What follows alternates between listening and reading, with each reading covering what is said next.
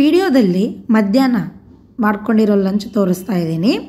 Rice, ರಾಜಗಿರಿ ಸೊಪ್ಪು ಇರುತ್ತಲ್ಲ ಅದರದ್ದು ಪಲ್ಯ, ಸಿಂಪಲ್ ಆ್ಯಂಡ್ ಈಸಿ ಪಲ್ಯ, ಹಂಗೆ ಮೆಣಸಿನ ಸಾರು, ರಸಮ್ ಅಂತ ಕರೀತಾರಲ್ಲ ಅದು. ರೈಸ್ಗೋಸ್ಕರ ನಾನು ಇಲ್ಲಿ ಓನ್ಲಿ ವೈಟ್ ರೈಸ್ ಮಾಡ್ಕೊಳ್ಳೋದೇನು ಅಂತೇಳಿ ವೈಟ್ ರೈಸ್ ಅಂದರೆ ಅಕ್ಕಿ ಜೊತೆಗೆ ಸ್ವಲ್ಪ ಗೋಧಿ ನುಚ್ಚು ಮಿಕ್ಸ್ ಮಾಡ್ತೀನಿ. ಇಲ್ಲಿ ಒಂದು ದೊಡ್ಡ ಗ್ಲಾಸ್ ರೈಸ್ ತಗೊಂಡ್ರೆ, ಅಕ್ಕಿ ತಗೊಂಡ್ರೆ ಒಂದು ಚಿಕ್ಕ ಗ್ಲಾಸ್ ಅಷ್ಟು ಗೋಧಿ ನುಚ್ಚು ತಗೊತೀನಿ. ಒಂದು ದೊಡ್ಡ ಗ್ಲಾಸ್ ಅಕ್ಕಿಗೆ 3 ಗ್ಲಾಸ್ ನೀರು ಹಾಕ್ಕೊತೀನಿ. ಗೋಧಿ ನುಚ್ಚು 1 ಗ್ಲಾಸ್ ತೊಗೊಂಡ್ರೆ ಯಾವ ಗ್ಲಾಸ್ ತೊಗೊಂಡಿರ್ತೀನೋ ಅಷ್ಟೇ ನೀರು, ಒಂದೇ ಗ್ಲಾಸ್ ನೀರು ಹಾಕ್ಕೊತೀನಿ. 1:1 ರೇಷಿಯೋ ಗೋಧಿ ನುಚ್ಚುಗೆ. ಅಕ್ಕಿನ ಮತ್ತು ಗೋಧಿ ನುಚ್ಚು ಇಲ್ಲಿ ಮಿಕ್ಸ್ ಮಾಡಿದ್ವಲ್ಲ ಅವನ್ನ ಒಂದು ಸಲ ಚೆನ್ನಾಗಿ 2-3 ಸಲ ಚೆನ್ನಾಗಿ ತೊಳ್ಕೊಂಡು ನೀರು ಹಾಕಿ 1 ತಾಸಾಗಲಿ 2 ತಾಸಾಗಲಿ ಟೈಮ್ ಇದ್ದರೆ ನೆನೆಸಿಟ್ಟು ಆಮೇಲೆ ಒಂದು 3 ವಿಸಿಲ್ಗೆ ಕೂಗಿಸ್ಕೊತೀನಿ. ಇದು ಗೋಧಿ ನುಚ್ಚಿಂದು ನಮ್ಮ ಅತ್ತೆಯವರು ಹೇಳ್ಕೊಟ್ಟಿರೋ ಟಿಪ್ಪು. ಗೋಧಿ ನುಚ್ಚಿಂದು ಪಾಯಸ ಬಿಟ್ಟರೆ ಬೇರೆ ಏನೂ ಅಷ್ಟು ಇಷ್ಟ ಆಗಲ್ಲ ನಮಗೆ. ಹಂಗಾಗಿ ಈ ಥರ ರೈಸ್ ಜೊತೆಗೆ, ಪಲಾವ್ ಜೊತೆಗೆ, ಬಿಸಿಬೇಳೆ ಬಾತ್ಗೆ ಹಾಕ್ಕೋಬೋದು. ಒಂದು ಸಲ ಅಕ್ಕಿ ಗೋಧಿ ನುಚ್ಚು, ಒಂದು ಸಲ ಅಕ್ಕಿ ಮತ್ತು ಸ್ವಲ್ಪ ನವನಕ್ಕಿ ಹಾಕಿ ಕೂಡ ಮಾಡ್ಕೋಬೋದು. ಈಗ ಪಲ್ಯಗೋಸ್ಕರ ಬೆಳ್ಳುಳ್ಳಿ ಸುಲ್ಕೊತಾ ಇದ್ದೀನಿ. ಇಲ್ಲಿ ಒಂದು 5-6 ಬೆಳ್ಳುಳ್ಳಿ ಹಾಕ್ಕೊಂಡ್ರೆ ಚೆನ್ನಾಗಿರುತ್ತೆ ಟೇಸ್ಟು. ರಾಜಗಿರಿ ಸೊಪ್ಪು ಪಲ್ಯ ಇದು.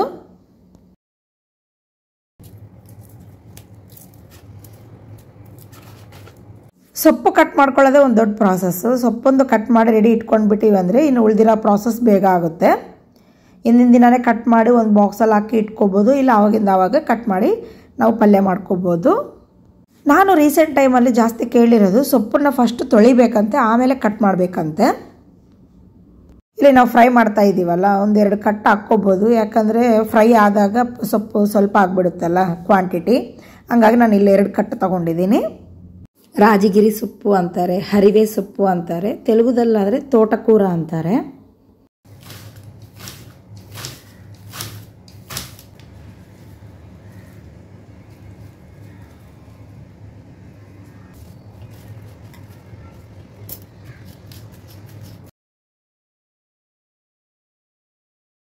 ಎರಡು ಕಟ್ಟು ಸೊಪ್ಪುಗೆ 1-2 ಈರುಳ್ಳಿ ಸಣ್ಣ ಕಟ್ ಮಾಡ್ಕೊತಾ ಇದ್ದೀನಿ ಇಲ್ಲಿ.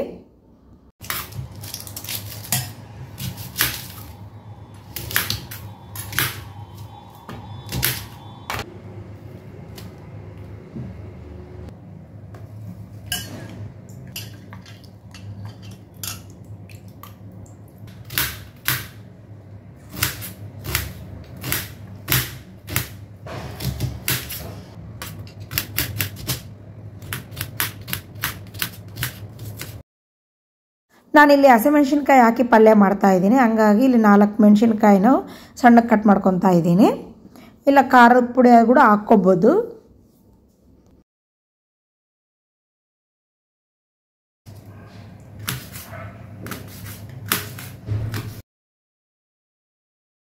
ಈಗ ಸ್ಟವ್ ಮೇಲೆ ಬಾಣಲಿ ಇಟ್ಟು 1-2-3 ಸ್ಪೂನು ಎಣ್ಣೆ ಹಾಕ್ಕೊಂಡು ಸಾಸಿವೆ, ಜೀರಿಗೆ, ಉದ್ದಿನಬೇಳೆ, ಕಡಲೆಬೇಳೆ, ಕರಿಬೇವು ಹಾಕ್ಕೊಂಡು ನಾವು ಬೆಳ್ಳುಳ್ಳಿ ರೆಡಿ ಮಾಡ್ಕೊಂಡಿದ್ವಲ್ಲ ಅವನ್ನ ಸ್ವಲ್ಪ ಕುಟ್ಕೊಂಡು ಹಾಕ್ಕೋಬೇಕು. ಟೇಸ್ಟ್ ಚೆನ್ನಾಗಿರುತ್ತೆ. ಈ ಥರ ಕ್ರಷ್ ಮಾಡಿಕೊಂಡು ಬೆಳ್ಳುಳ್ಳಿ ಕೂಡ ಹಾಕ್ಕೊಂಡ್ಬಿಟ್ಟು ಆಮೇಲೆ ಹಸಿಮೆಣ್ಸಿನ್ಕಾಯಿ, ಈರುಳ್ಳಿ ಕೂಡ ಹಾಕ್ಕೊಂಡು ಫ್ರೈ ಮಾಡ್ಕೋಬೇಕು.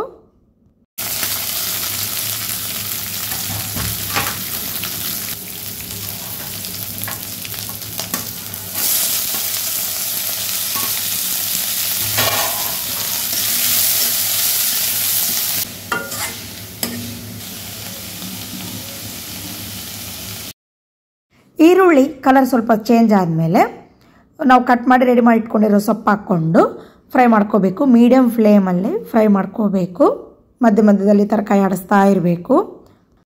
ಸೊಪ್ಪು ಕೂಡ ಚೆನ್ನಾಗಿ ಫ್ರೈ ಆಗೋ ತನಕ ವೆಯ್ಟ್ ಮಾಡಬೇಕು. ಇಲ್ಲಿ ಒಂದು 5 ನಿಮಿಷದಿಂದ 10 ನಿಮಿಷ ತನಕ ಫ್ರೈ ಆಗುತ್ತೆ.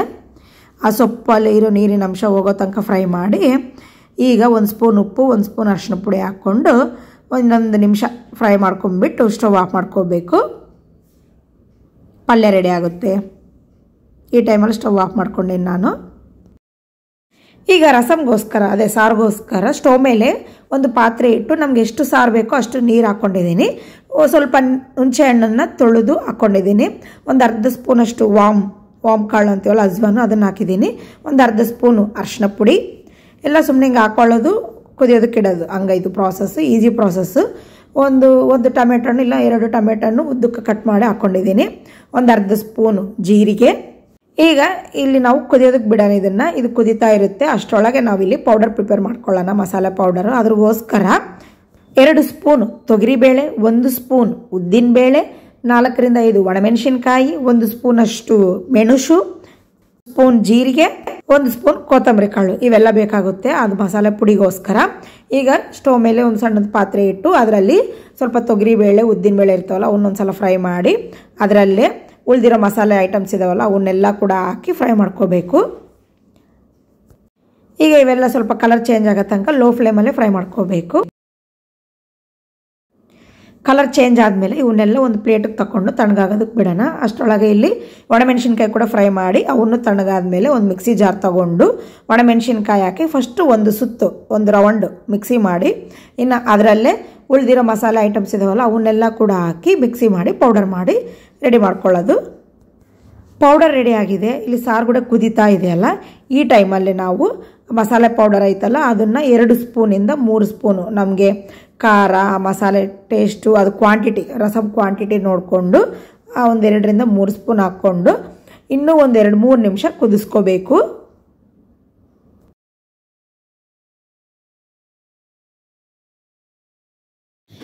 ಈಗ ಟೇಸ್ಟಿಗೆ ತಕ್ಕಷ್ಟು ಉಪ್ಪು ಹಾಕ್ಕೊಂಡು ಸ್ವಲ್ಪ ಬೆಲ್ಲ ಹಾಕ್ಕೊಳ್ಳೋಣ. ಇಲ್ಲಿ ಬೆಲ್ಲ ಹಾಕ್ಕೊಂಡ್ಬಿಟ್ರೆ ಸ್ವಲ್ಪ ಹುಳಿ ಮತ್ತು ಖಾರ ಎಲ್ಲ ಸ್ವಲ್ಪ ಬ್ಯಾಲೆನ್ಸ್ ಆಗುತ್ತಲ್ಲ, ಹಂಗಾಗಿ ಸಾರಿಗೆ ಒಗ್ಗರಣೆಗೋಸ್ಕರ 1-2 ಸ್ಪೂನ್ ಎಣ್ಣೆಯಲ್ಲಿ ಸಾಸಿವೆ, ಜೀರಿಗೆ, ಕರಿಬೇವು, ಕೊತ್ತಂಬರಿ, ಬೆಳ್ಳುಳ್ಳಿ ಕೂಡ ಹಾಕ್ಕೋಬೋದು. ಬೆಳ್ಳುಳ್ಳಿ ಆಪ್ಷನಲ್. ರಸಮ್ಮು ಕುದೀತಾ ಇರುತ್ತೆ ಆ ಟೈಮಲ್ಲಿ ಆವಾಗಲೇ ನಮಗೆ ಘಮ ಘಮ ಅಂತ ಸ್ಮೆಲ್ ಬರ್ತಾ ಇರುತ್ತೆ. ತುಂಬ ಚೆನ್ನಾಗಿರುತ್ತೆ ಟೇಸ್ಟು. ನಾವು ಸೂಪ್ ಥರಾದರೂ ಕುಡಿಬೋದು, ಇಲ್ಲ ರೈಸ್ ಜೊತೆಗಾದರೂ ತಗೋಬೋದು. ಶೀತ ಕೆಮ್ಮು ಆದಾಗ ಈ ಸಾರು ಬಾಯಿಗೆ ಒಳ್ಳೆ ಟೇಸ್ಟು ಕೊಡುತ್ತೆ, ಒಳ್ಳೆ ರಿಲೀಫು ಸಿಗುತ್ತೆ. ಇದೊಂದು ಮೆಥಡು. ನಾನು ಆಲ್ರೆಡಿ ಇನ್ನೊಂದು ಮೆಥಡ್ ಮಾಡಿದ್ದೆ, ಟೊಮೆಟೊ ಹಣ್ಣು ಫ್ರೈ ಹಾಕಿ ಮಾಡಿದ್ದೆ. ಆ ವಿಡಿಯೋ ನಾನು ಲಾಸ್ಟಲ್ಲಿ ಹಾಕಿರ್ತೀನಿ, ಅದನ್ನು ಕ್ಲಿಕ್ ಮಾಡಿದ್ರೆ ನಿಮ್ಗೆ ಆ ವಿಡಿಯೋ ಬರುತ್ತೆ. ಆಲ್ಮೋಸ್ಟ್ ಇದೇ ಥರನೇ ಟೊಮೆಟೊ ಫ್ರೈ ಮಾಡಿದ್ದೀನಿ ಅಷ್ಟೇ. ಇಲ್ಲಿ ಟೊಮೆಟೊ ಫ್ರೈ ಮಾಡಿಲ್ಲ.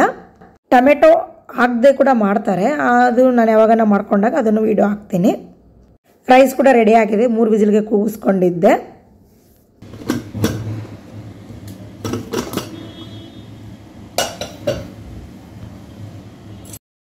ಇಲ್ಲಿ ಗೋಧಿ ನುಚ್ಚು ರೈಸ್ 2 ಮಿಕ್ಸ್ ಆಗಿ ಎಷ್ಟು ಚೆನ್ನಾಗಿದೆ.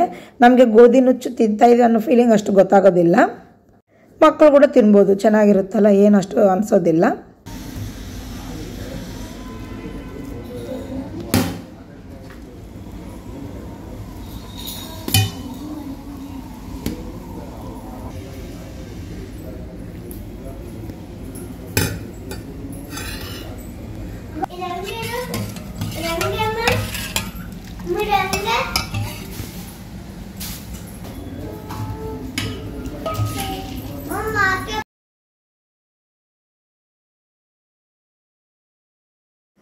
ಪಲ್ಯಗೆ ನಾವು ಫ್ರೈ ಮಾಡುವಾಗೆ ನಾವು ಶೇಂಗಾ ಪುಡಿ ಹಾಕ್ಬೋದು. ಶೇಂಗಾನ ಫ್ರೈ ಮಾಡಿ ಮಿಕ್ಸಿ ಮಾಡಿ ಪೌಡರ್ ಮಾಡಿ ಇಟ್ಕೊಂಡಿರ್ತೀವಲ್ಲ ಆ ಪುಡಿ ಹಾಕ್ಬೋದು.